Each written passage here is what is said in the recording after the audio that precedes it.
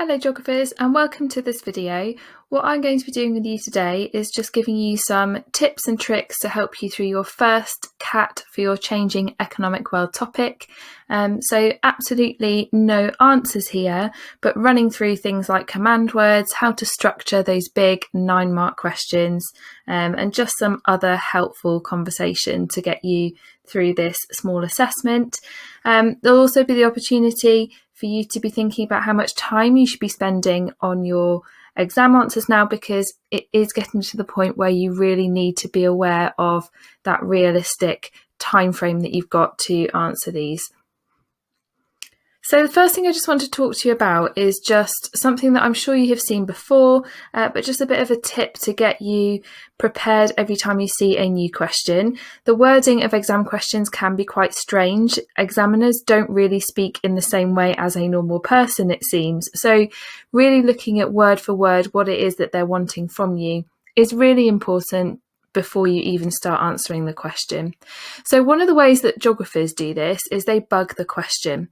So we're going to go through this for every question we look at today, but B being boxing the command word, so the word that's telling you what to do. Underlining any geography is the U. And then the last letter, G, is looking back at the question frequently as you are actually writing your answer, particularly in longer questions, so that you don't go off-piste and therefore stop getting marks at the point at which you have completely lost all focus on the question itself.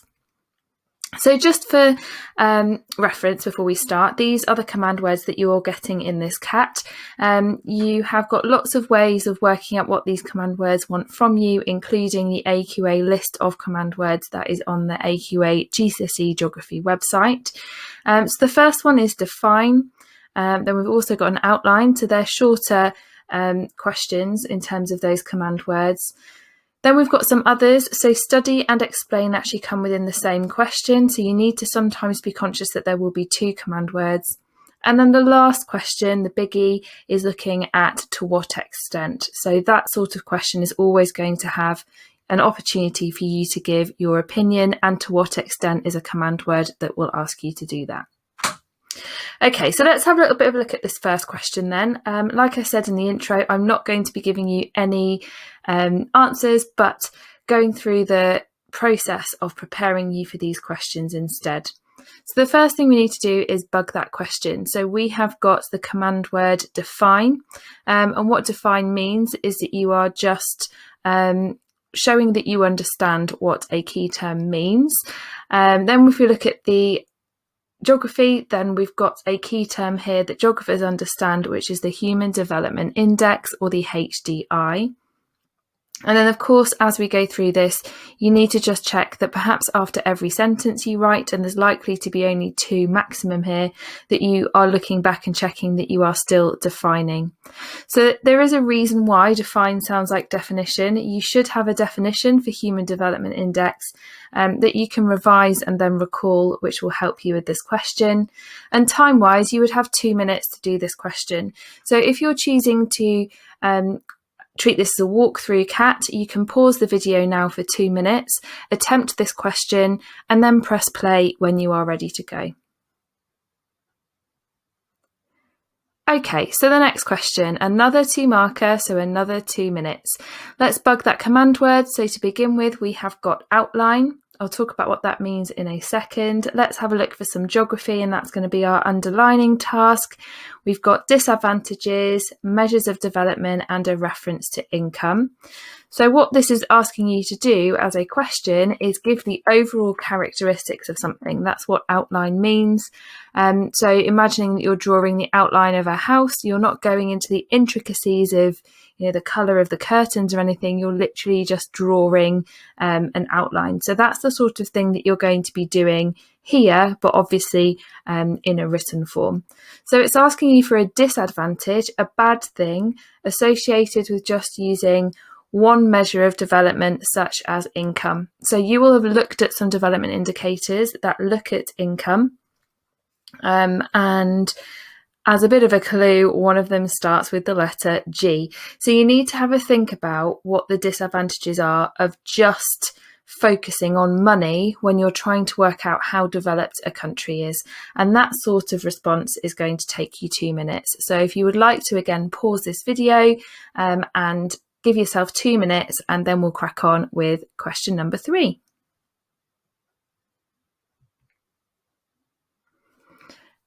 Okay, so question number 3.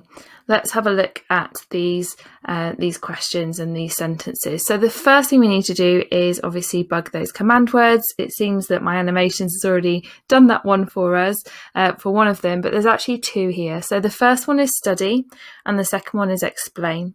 So look at this then, study figure 5, a table showing indicators of development for 3 different countries. We can see there we've got China, Sierra Leone and Italy. And then we've got those indicators of GNI, so gross national income, life expectancy in years, and then adult literacy rates, the percentage of the adult population that can read and write. So this question is asking you to explain how one of these indicators of development shows the differences in the quality of life between the 3 countries. So you are going to only have to choose one of these. Please do not fall into the trap of talking about more than one, because you'll only get marks for the most in-depth one that you end up discussing. So we've got our command words there, study and explain. Then we've also got quite a lot of geography here. So there's 2 mentions of indicators of development. And then we've also got the reference to differences in quality of life. So if we think what quality of life means as a geographer, we understand that a lot of that will be to do with health, wealth, education, sanitation, and all those sorts of things. And of course, as you're going through this, don't forget that G. Every time you finish a sentence, you need to go back and just check that you are focusing on the differences in quality of life shown within your chosen development indicator. Let's have a think about these command words before you start then. So study means look at the data first. So before you start writing, look at the data. Is there something that really kind of stands out to you as being quite perhaps a big difference or something quite unusual? And that can tend to be a starting point, perhaps here, in helping you decide which of those development indicators you're going to focus on. And then because this is an explain question, you have slightly longer here. You've got 4 minutes. So you should aim to use at least 2 connective phrases within your answer here. So these could be phrases like this means that, or this will be showing, or this is a representation of, or this is because. Some sort of connective phrase that is linking all of your sentences together. If you don't have those, you're not going to be able to get into the top levels, which show a really good detailed understanding of how these bits of data show the life and the quality of life going on in the background in these countries. So again, if we're doing this live and you're working this through bit by bit, you now need to pause this video, give yourself 4 minutes this time, and unpause when you're ready to go on to the next question.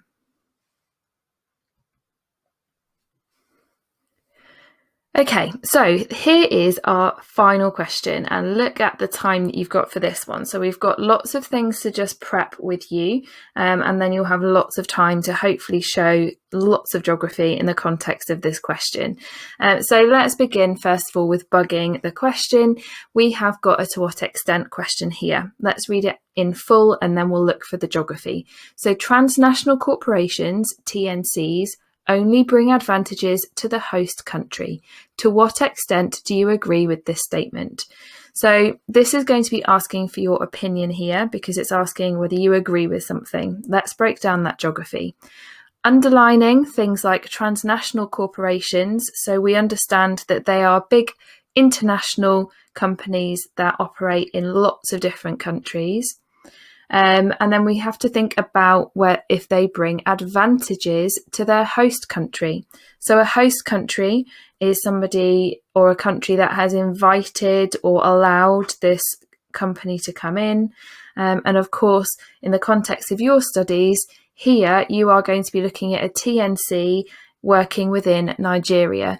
So you should have quite a good understanding of one particular TNC that has come into Nigeria to tap into one of their resources. Like I said, no answers here, but you should be able to now work out which company it is that I'm talking about. So ultimately, you are going to be arguing one way or the other, really, whether you think that the presence of these big TNC companies is a good thing for countries like Nigeria, or whether you think that actually the disadvantages outweigh those advantages. So you'll notice as well that we have also got some spag marks here. So your spelling and grammar is going to be really important here. And it's worth noting how you get those spelling and grammar marks in geography here. It's not just about being able to spell, punctuate well, all that sort of thing, but you need to use the appropriate terminology. So you need to show that you are using key terms that perhaps only a geographer would know, that you're remembering that company names and countries have capital cities, all those little niggly things that a geographer should know how to do that without really thinking. But it's sometimes something that slips really easily when you're doing an exam answer. Okay, so I want us to just think about this to what extent command word for a little bit and remind you of this thing here called the extentometer. So you should basically work out where you sit on this scale, whether you think, whether you completely agree that advantages are everywhere in terms of transnational corporations coming into those countries like Nigeria. So a bit of a rule here that you should never be so blindsided that you think that you're not going to 0% agree with something or 100%, because that would show that you're not really considering other sides of the story or other parts of the argument. So never kind of put yourself right at one side of the scale or the other. It's also quite boring and not very effective to sit exactly on the fence at 50%. So I wouldn't recommend at this point that you argue that there's exactly the same amount of advantages and disadvantages to these countries inviting in these TNCs. You need to be somewhere between those three crosses. So once you kind of work out where you are, and you can think about this as a percentage, maybe you think that, for example, it's 70% good, or there's 70% advantages versus 30% disadvantages of these countries having TNCs within them. You might go the opposite way and think it's a really bad idea. So you might be perhaps sitting more at kind of 35-40% in terms of there's only 35-40% advantages and the rest of that kind of 60% or whatever is disadvantages. Examiners are happy for you to actually write down a percentage if that helps you really plot where it is on this scale that you want to sit. But more important than that is you're thinking about the wording and how you are showing where you sit on that scale. So you can either focus on that word extent. So you could say that you agree to a minor extent if you're kind of closer to the kind of lower numbers or the darker red colour, or you can go all the way over to major extent. So I agree with this statement to a major extent. In the middle, obviously, we've got lesser and some. So just trying to use that word extent and really thinking about the amount of the extent that you have in terms of that agreement. You could almost then think about how much you agree with the statement. So you could identify that you strongly disagree, through to somewhat agree, partially agree, and all the way over to strongly agree. So you should be trying to use at least the word extent or agree or disagree at least one or two times within your answer, and definitely at the beginning and end. In terms of how the structure of your whole answer should look in these 9 marks questions, you can treat it a little bit like a burger. So you need to make sure that either side of your answer you have got an introduction and conclusion that are linked really closely to the question, so you can use the words of the question within your introduction and conclusion. I will show you an example of that in a second. And then within that you should have the contents of your what is actually a small essay. So you should have 3 points that you're making. If you think that there are mostly advantages, you would perhaps focus your first 2 points on advantages and then at least appreciate or acknowledge a disadvantage in your third point. If you think that these TNCs are bringing more disadvantages, then you would focus your 2 points in the beginning on the disadvantages, but acknowledge there will be some advantages in that third point. So make sure that you are looking at both sides of the story, but obviously weighting your argument on the right side in terms of the more points towards your overall opinion. So there's lots of different ways in terms of how you can structure your points in an essay, and I know that after speaking to lots of Year 11, some of you will use P or peel. They seem to be the most common within your English experience, but as geographers, it's actually sometimes quite useful to put a C in there, so use peckle. So you might choose that within those 3 mid-paragraphs within your essay response that you focus on this sort of structure. So first P is obviously looking at the point that you want to make. So your first point could be that you strongly agree that these companies have an overwhelmingly positive impact upon their host country. So that could be the point that you're trying to make. Lots of good stuff, basically. Your evidence needs to be something from your case study. So again, I haven't given you answers here, but you could perhaps talk about the jobs that are provided by the companies operating in Nigeria. Whoops, I've just noticed I've given you the name there, but you definitely need not a lot more than that to actually be able to get the marks. So facts and figures, numbers, all that sort of thing is really important within your evidence section. You then need to show a bit more of a depth in your understanding. So this is why we've put this connective or C in here. So you need to think about why those jobs are important. So here, for example, I've got the connective phrase, this will be leading to. And then your E is an explain. So think about what those jobs mean for the country of Nigeria. So you could talk about the impact on improved nutrition, better living conditions. If you've got more taxes coming in, then the government can invest more into the country in terms of the infrastructure. And therefore you could start talking about the benefits of having a better transport link going through the area or wherever it is that your kind of development takes you. But don't get too lost in that, because remember, you've got to do this 3 times. So you then need to bring this point to a close. So you need to just link it back to the question, which is what the L is for. And so here you might say something like, therefore, there are tremendous knock-on impacts that are very much positive. So again, you're focusing on what your view is. So that burger, again, what you should find is that peckle should be repeated 3 times within those kind of middle contents of that burger style essay structure. And then obviously just being careful of your spelling and grammar, and working to that sort of structure should give you quite a good result with regards to that longer question. Don't forget that case studies are all about those facts and figures. An examiner trick is that they'll sometimes kind of hover their finger over the place name that you've spoken about, or perhaps the company that you've spoken about, and see if they can still work out that you're talking about that country based on the other information that you've given. So don't just name drop Nigeria or name drop Shell. You need to make sure that you're being really specific to those countries and those companies and how they are operating within the parts of the world that you have looked at. So I hope that is helpful. Like I said, there have been no big answers here for this CAT, because that would make things all too easy. But of course, we're here to kind of mentor you through your exam skills. So hopefully all of that was helpful in that way.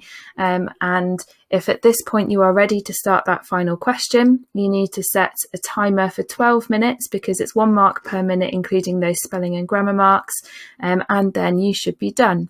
So good luck. Obviously, let your teacher know if you need any further support with this, but I hope that was all helpful in completing that CAT to the best of your ability.